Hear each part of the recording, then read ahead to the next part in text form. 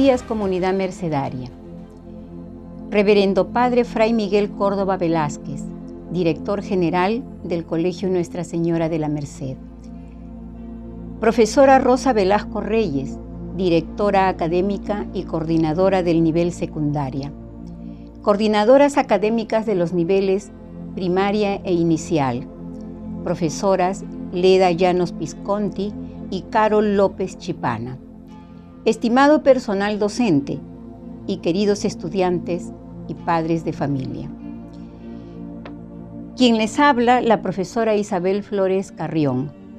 En esta ocasión, he de dirigirme a ustedes en referencia al sacrificio heroico de Túpac Amaru II y Micaela Bastidas.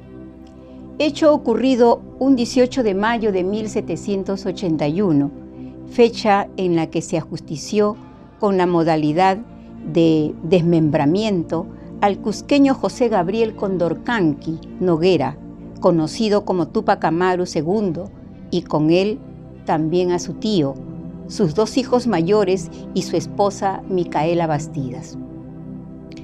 ¿Quién fue Túpac Amaru II? Túpac Amaru en quechua significa serpiente resplandeciente. Fue un caudillo indígena y uno de los últimos incas de la dinastía rebelde de Vilcabamba. Nació el 19 de marzo de 1742 en la provincia de Canas, en Cusco. Al cumplir los 20 años se casó con Micaela Bastidas y tuvieron 3 hijos a los que llamaron Hipólito, Mariano y Fernando. Era un hombre muy culto y dominaba varios idiomas como el quechua, castellano y latín. Posteriormente se desempeñó como cacique de las regiones de Tungazuca, Surimana y Pampamarca. Las personas lo apreciaban por su linaje inca y educación, pero sobre todo porque siempre defendía al campesino de las injusticias del virreinato.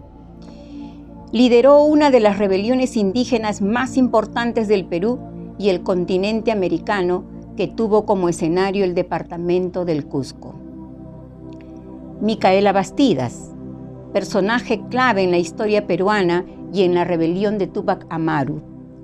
Micaela Bastidas fue hija de una indígena y de un español descendiente de africanos.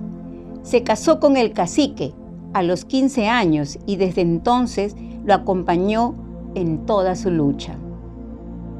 Micaela Bastidas desarrolló una ideología independentista, al igual que su pasión por la defensa de esclavos, indígenas, criollos y mestizos que sufrían abusos por parte de la corona española. En la rebelión lideró el batallón femenino conformado por pobladoras andinas, aymaras y quechuas. La rebelión general del Alto y Bajo Perú en 1780 fue encabezada por José Gabriel Condorcanqui con el objetivo de liberar a sus compatriotas de las pesadas cargas a las que estaban obligados por las autoridades españolas. Desde hacía casi 3 siglos, aunque agravadas en la década anterior por las reformas borbónicas, mitas, repartimiento de efectos, tributos, alcabalas y otros derechos, trabajos en corregimientos y obrajes, diezmos y primicias eclesiásticas y la eliminación de las divisiones en castas.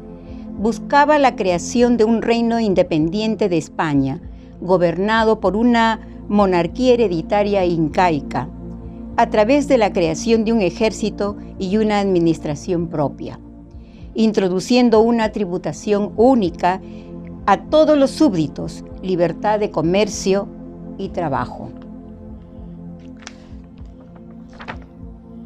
Túpac Amaru buscó en primera instancia negociar y conciliar con las autoridades españolas. En 1776 presenta una petición formal para liberar a los indios del trabajo obligatorio en las minas, la cual es negada desde Lima. Contando con el apoyo de la población indígena, inicia su revolución hacia la segunda mitad del siglo XVIII. el 4 de noviembre de 1780, y debido a los abusos a los que sometían a los indios, apresa al corregidor de Tinta, don Antonio de Arriaga, a quien ajusticia 6 días después. Junto a su esposa Micaela Bastidas y con ayuda de ésta, reclutó adeptos a su causa, venciendo al ejército realista en la batalla de Sangarará, tras lo cual repliega sus tropas en la ciudad de Tungazuca, esperando poder negociar con las autoridades españolas.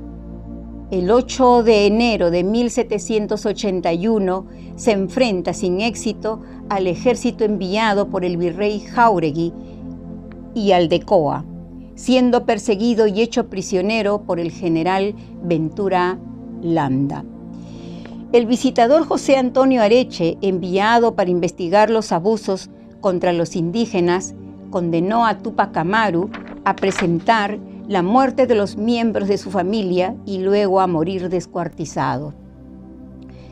¿Cómo fue su captura y ejecución?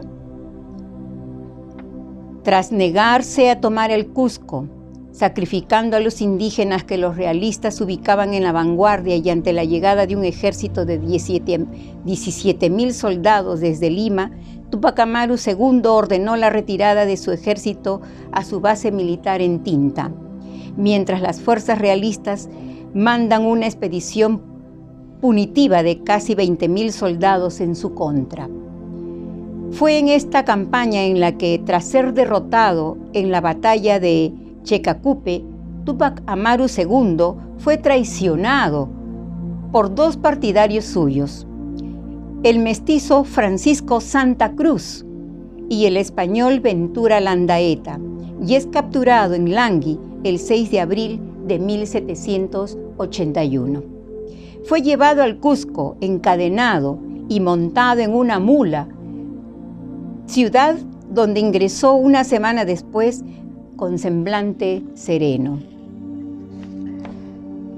Mientras las campanas de la catedral repicaban celebrando su captura, y es apresado en la capilla de San Ignacio del convento de la Compañía de Jesús, donde fue sucesivamente interrogado y torturado al límite del fallecimiento, con el objetivo de arrancarle información acerca de sus compañeros de rebelión en el Cusco y otras ciudades y de sus ejércitos que aún conservaban grandes territorios. La madrugada del 29 de abril, a causa de los rigores del tormento, le fracturaron el brazo derecho, torturas que fueron inútiles, ya que no dio confesión alguna y más bien trató de enviar mensajes escritos con su propia sangre, pero que fueron interceptados.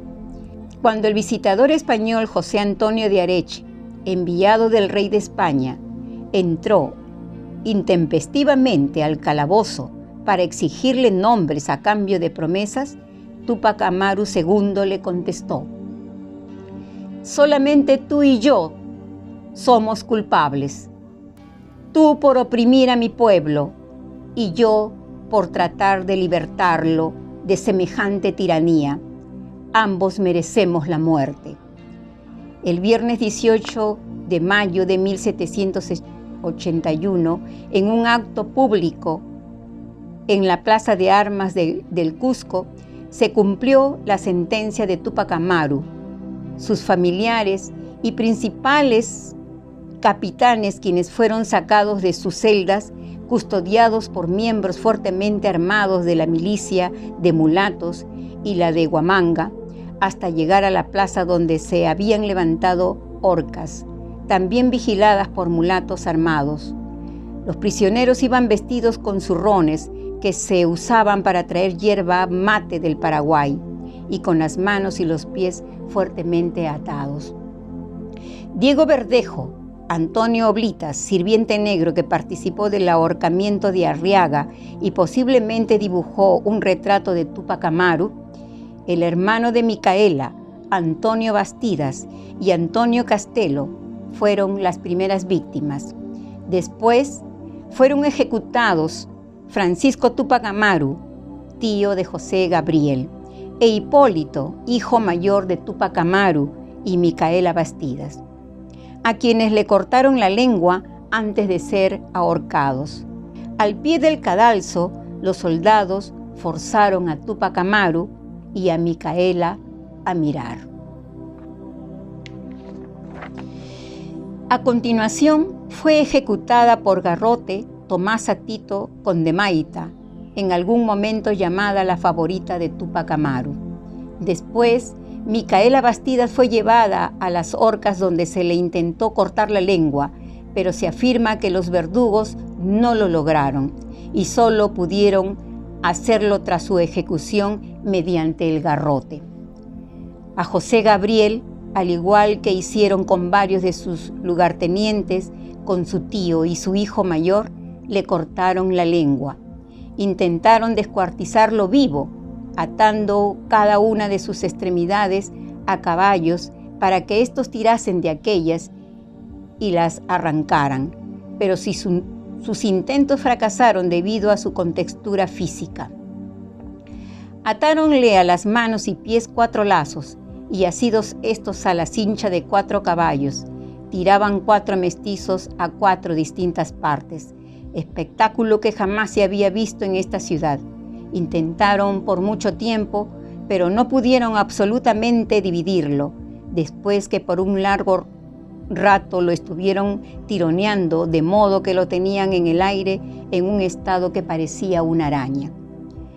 Frustrado por esos intentos infructuosos, Areche ordenó decapitarlo. Su hijo menor Fernando gritó al ser testigo de la agonía de su padre. En palabras del geógrafo y viajero inglés Clement Markham, quien visitó el Perú numerosas veces a mediados del siglo XIX, expresa: Fernando lanzó un grito desgarrador, grito que por muchos años repercutió en el corazón de todos los concurrentes, acrecentando su odio contra los opresores. Fue ese grito la sentencia de muerte de la dominación española en la América del Sur. Tras su muerte, el cuerpo de Túpac Amaru fue despedazado. Su cabeza fue colocada en una lanza exhibida en Cusco y Tinta, sus brazos en Tungazuca y Carabaya, y sus piernas en Libitaca, actual provincia de Chumbivilcas, y en Santa Rosa, actual provincia de Melgar, Puno. De igual forma despedazaron los cuerpos de su familia y seguidores, y los enviaron a otros pueblos y ciudades, todo ello descrito en el documento español. Distribución de los cuerpos o sus partes de los 9 reos principales de la rebelión, ajusticiados en la plaza de Cusco el 18 de mayo de 1781. Su hijo Fernando, al ser un niño de 10 años, no fue ejecutado, pero se le obligó a presentar el suplicio y muerte de toda su familia y a pasar por debajo de la horca de los ejecutados, para luego ser desterrado a África con órdenes de prisión perpetua. No obstante, el navío zozobró y acabó en Cádiz, siendo encarcelado en las mazmorras de dicha ciudad. El virrey Agustín de Jáuregui sugirió que no fuera enviado a África sino a España por temor a que alguna potencia enemiga lo rescatara.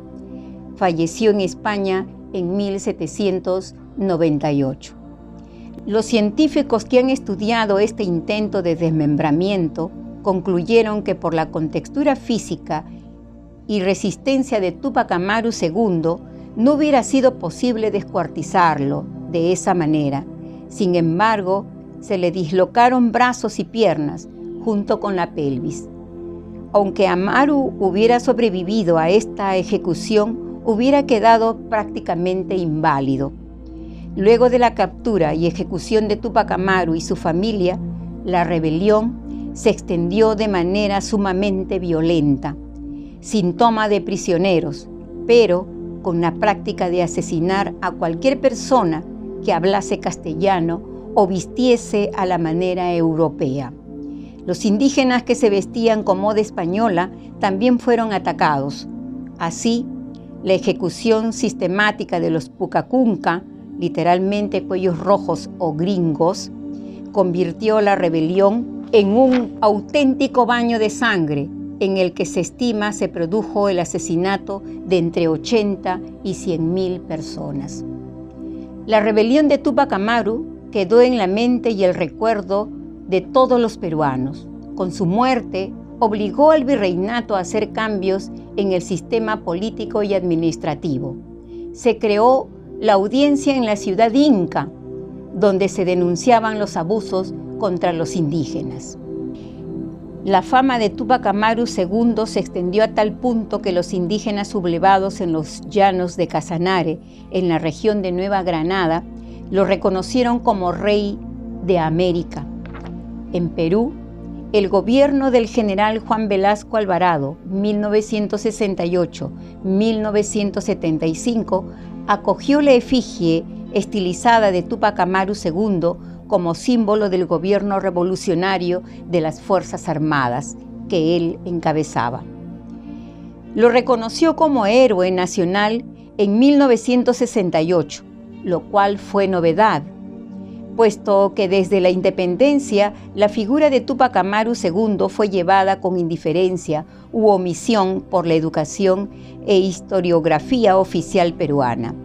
En su honor renombró uno de los salones principales del Palacio de Gobierno, el hasta entonces llamado Salón Francisco Pizarro, que la élite de la Lima republicana creó y mantuvo los primeros 2/3 del siglo XX en su aprecio al conquistador español, retirando además su retrato del centro superior del salón y reemplazándolo por el del rebelde indígena. Así también, durante su gobierno se construyó la avenida Túpac Amaru, una de las más extensas, 22 kilómetros, en la ciudad de Lima y que une el cono norte capitalino, en ese entonces excluido del resto de la ciudad, con el centro de Lima. Es así como el 18 de mayo de 1781 se cometió uno de los más atroces asesinatos de la historia de la humanidad en el Cusco, la de Túpac Amaru II, Micaela Bastidas y su familia.